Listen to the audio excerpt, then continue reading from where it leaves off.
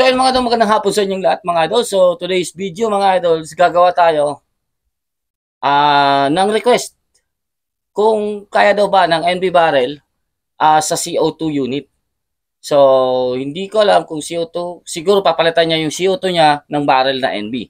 So gusto niya malaman kung capable sa low velocity yung ating NB barrel. So ngayon mga idol, yung video na gagawin natin is subukan natin hinaan talaga yung ating unit. So, hindi ko gagalawin yung regulator ko siguro. Kaya na siguro yan. So, yung reg natin is nasa 1,800 PSI. So, yung spring ng hammer yung papalitan natin. So, hihinaan ko yung spring ng hammer. Subukan natin, ma-reach natin kahit 650 feet per second, mga idol. So, titingnan natin yung grouping siya. Yung gagawin natin doon is Astro 18. So, local pellets lang yung ikakarga natin dito sa test na to mga idol. Pero kung halimbawa may makita tayong magandang groupings o magandang patama, subukan natin yung PLW. Try natin mga idol. Ito. So meron tayo dito PLW. Shoutout po kay Sir Brubert and sa Precision LED Works and kay Sir Leandrigo sa NB20 natin na barrel mga idol. Napakaganda tumama. And kay Sir Butch Mesa dito sa ating receiver mga idol. And sa pagpanalo sa atin mga idol ni Sir West Hunter, ayan, Rob Rendell Paipa. So yung gamit natin is West Hunter 6224 by 50 mga idol. May parating ako mga idol na mga scope mga idol. So yun mga idol, 34mm tube, 56, 62, hindi, 5 to 30 by 56 mga idol. So with zero stop mga idol, FFP mga idol, ayun.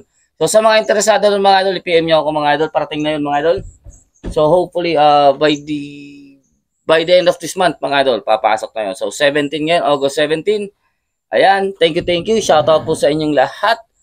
At kakalikutin ko muna to. Papalitan natin ng hammer spring. So makikita nyo dito sa video kung paano natin ito buting-tingin at hopefully wala po tayong cut.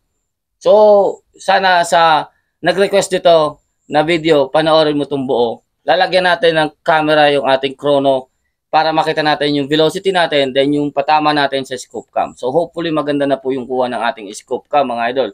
So medyo inayos ko na siya, so hopefully pwede na. Ayun.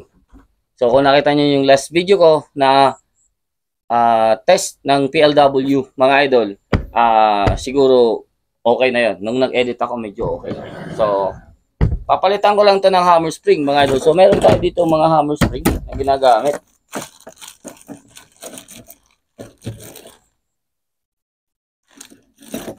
Actually dalawa itong nandito ko. May nakasalpak ako mga idol. Magugulat kayo pag nakita nyo yun. So yung ginamit natin sa 950 feet per second. Ito mga idol, Nimrod, nabili ko to sa Lazada. Nimrod hammer spring, 115 pesos. Ito mga idol, yung original natin na Misumi, original na nakakarga dito. Hindi ko alam kung original na Misumi to, pero color blue. Matigas ito mga idol. Ito tumatakbo ng pinakamababang velocity nito mga idol dito sa unit natin is 940 feet per second. Without tension, pag sinagad ko to mga idol, alam nyo na kung saan pupunta yan.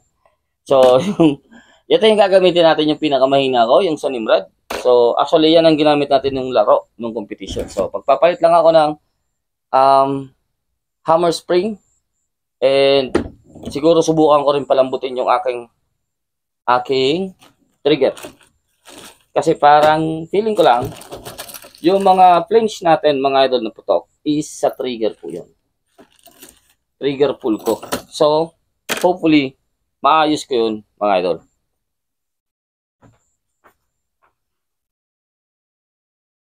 Butang tingin ko na rin ito mga idol. At nag-loose yung ating lock ng swing. So ito isa sa sinasabi ko mga idol na mas maganda talaga merong set screw yung ating lock ng swing. So ito mga idol. So nag-loose ito, ayun. So medyo lumuwag siya. So ilak ko lang yung ating set screw. Ayun, hindi nakalock. Yan. Okay na yan. Siguro wala na yung backfire. And ito naman, yung gagalawin ko dito, mga idol, is yung ating trigger pull.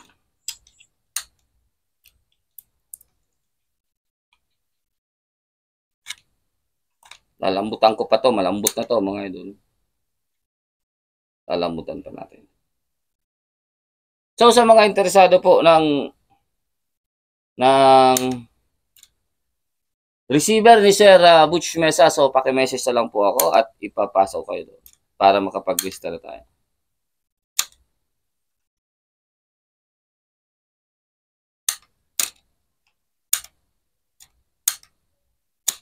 Ayan. So halos feather touch na. Feather touch na mga idol. So sa mga ayaw makita yung mga pagbuting-ting natin, paki-forward na lang po yung ating video para dun sa ating putok na. So dito pinapakita ko lang sa inyo para at least alam nyo na hindi po natin dinadaya yung ating sarili. And by the way mga idol, may gagawin akong basic tuning. So para sa inyo kasi marami talaga nagtatanong sa atin kung paano mag-tune. So ako mga idol is basic lang po yung alam natin. So yun lang ang pwede natin ma-share. Ayan, makikita niya to mga idol kung anong gamit yung hammer spring. Ayan. 1 inch. 1 inch na lang mga idol. Pero blue din siya. Ayan. So lapit ako dyan mga para makita niya na kung maayos. So,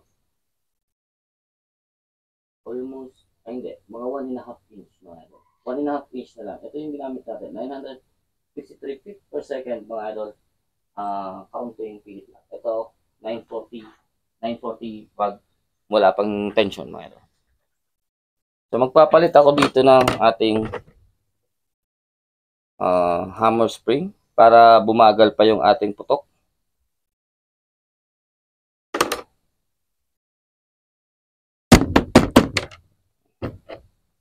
So ito yung gagamitin natin, yung sa Nimrod.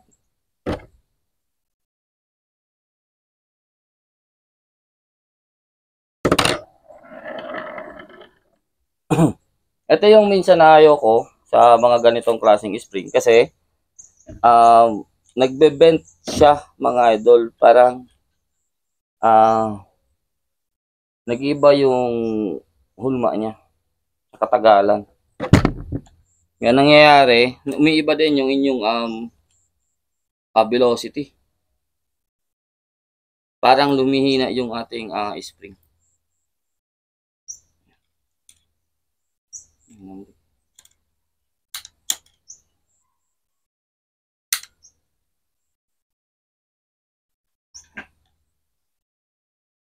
Subukan natin to. Kung kaya nito pumutok. Bo, kaya. Kaya. Adampian ko lang yun, pumutok yun.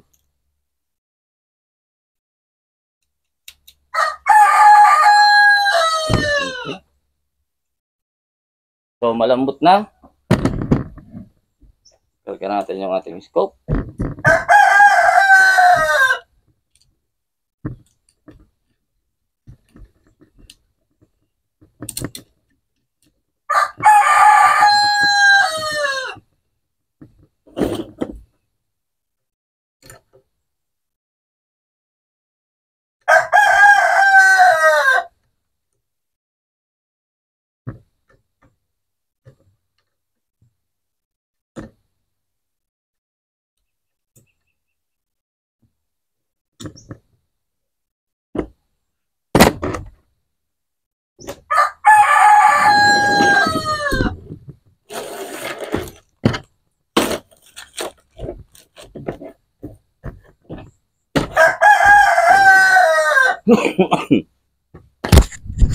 So yung target natin mga idol is 31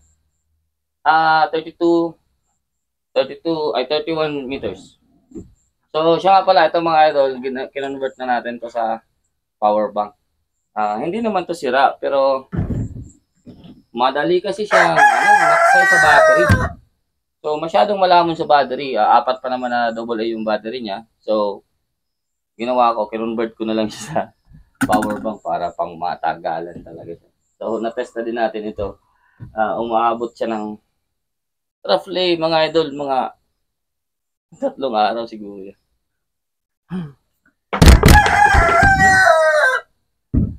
Sabi na muna natin yung PLW mamaya ito. At mag-shoot tayo mga idol. So, lagyan natin ng suppressor.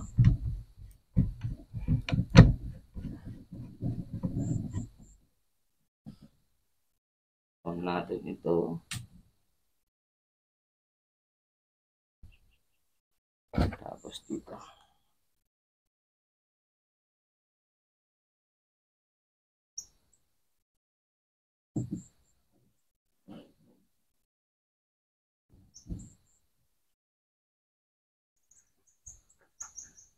So, balik tayo mga idol at i-try ko lang ito na. Si-set up ko lang, then balik tayo para mababa yung velocity. Ayan.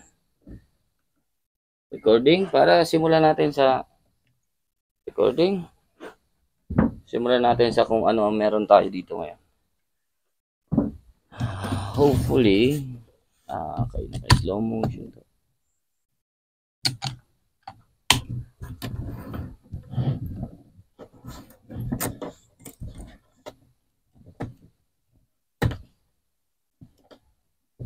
So, nagre-record naman mga idol yung ating kasi hindi tayo nakikita dyan.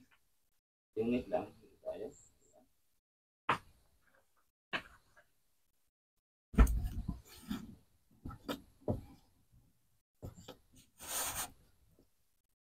Ayan. So, tingin ko dito, malinaw naman .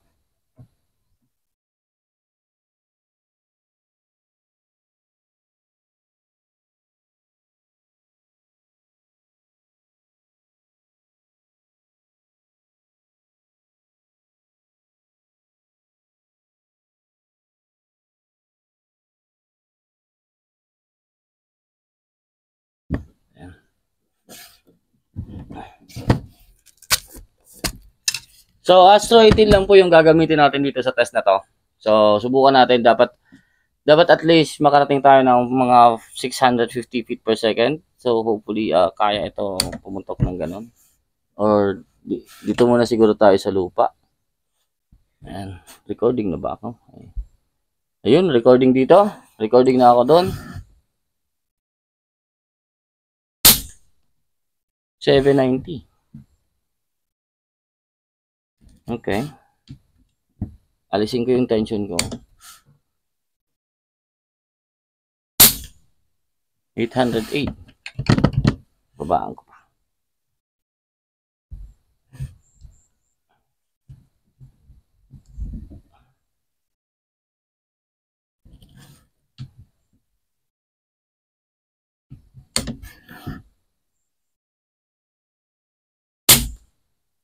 Yan, 640. Pwede na siguro ito. Isa pa. 673. Babaan pa natin. So, CO2 powered na tayo. Ayan. Try natin dito sa gilid. Ayan. So, try natin kung mag-groupings yung ating NB barrel sa 600 plus na feet per second ng Astro 18. So, ito mga idol, ganito mga putok ng CO2 . Yung CO2 ko dati, ganito lang . Nasa 757 something lang. So, bababa ito ng grabe. Try natin dito. 5 shots. Okay. So, 632 yon. Sige lang. Yan natin to.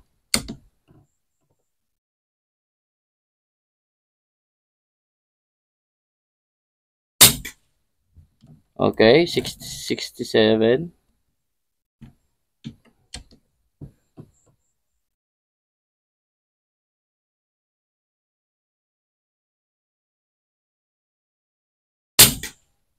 Okay, 656.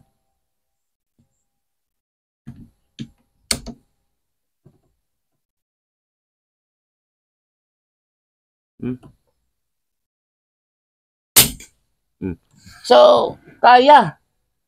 656. 658. Kaya mga idol ng Kaya nito sa 600 feet per second.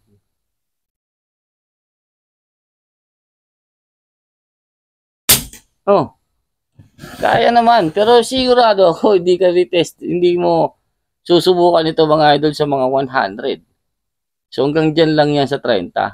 Pwede naman siguro, abutin mo pa yung 60. Kaya pa naman yan sa Tobats. Subukan natin i-akit. Gawin natin mga 750. Ito yung ginagalaw kong mismong case kasi yung pinakamababa na 790. Try natin ito kung ilan to.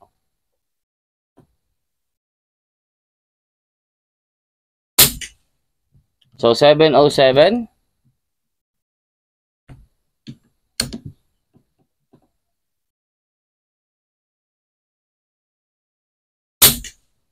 Okay, 715.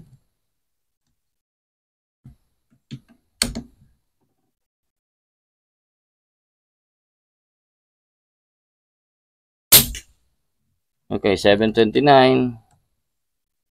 Medyo ayaw niya sa 700 ganito, no?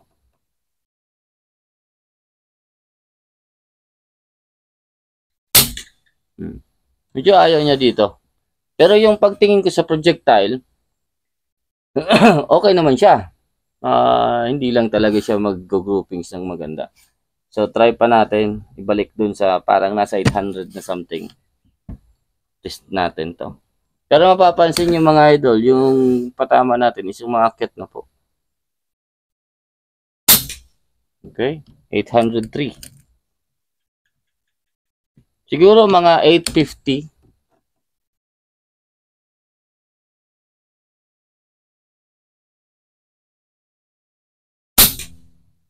$815. Try natin to sa mga 850.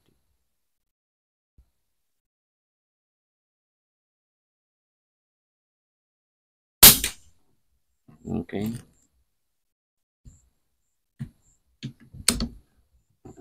Ito, saktong-sakto lang to sa hunting power.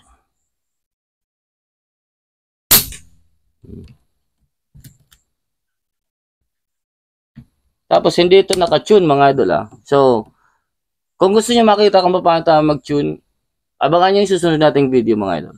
Papakita ko sa inyo. Tune natin to. Oh! Nakita niyo yun? Parang humuhulma na.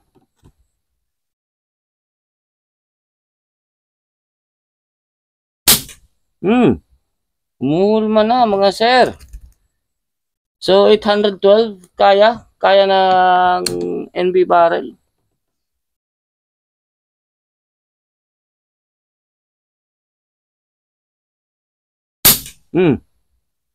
Halos parang doon na lang siya napunta. So, try natin ito mga idol na PLW. Kasi 812. So, goods na yun. So, try natin yung PLW mga idol sa ganitong setup. Mababang velocity lang. Kasi kung pwede ito pang laro, mas maganda pag ganito. Ang problema nito pag may wind. 830 siya sa PLW.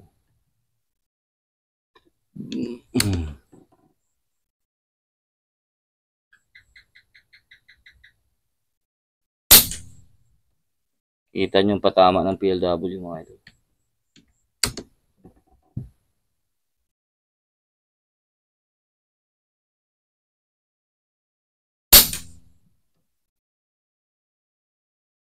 Shoutout po sa Precision LED Works. So, pwede ito ilaro.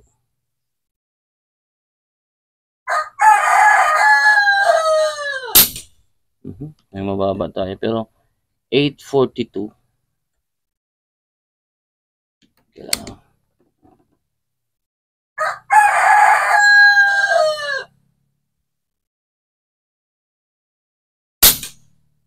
Okay. So, okay na sana ako. Pero anyways, dagdagan natin. Try natin 815 yung kanina, no? Try natin dagdagan ng ikot. Nasa't kalahati. Para malaman natin sa mga 850 kung kaya ng pumalo ng local pellets.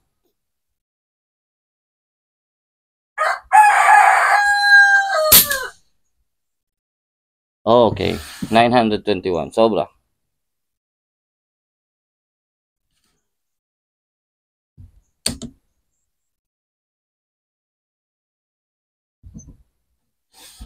$921 yan. Nag-dead center yung Astro natin.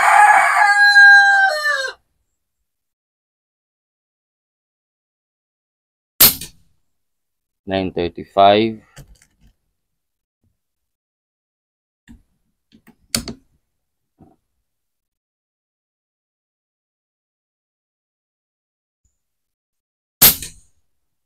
$934.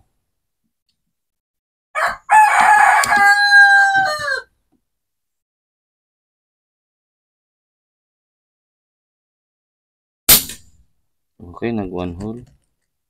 $939.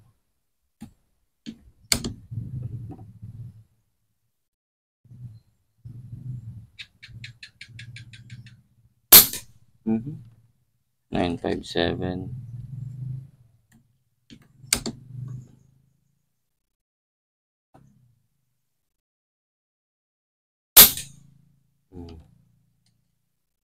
So, yung ma-expect natin na groupings mga idol sa CO2, ganito.